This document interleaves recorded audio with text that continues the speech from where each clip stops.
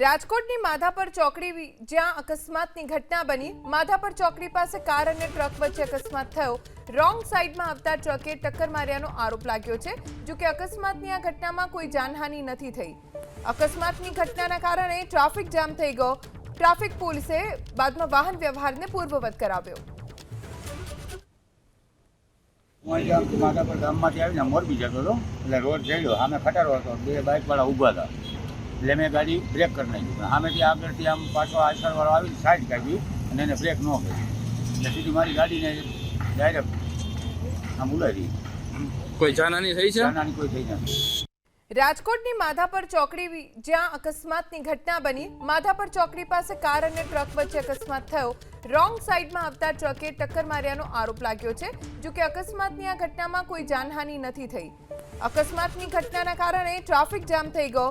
Traffic પોલીસે બાદમાં વાહન વ્યવહારને પૂર્વવત કરાવ્યો।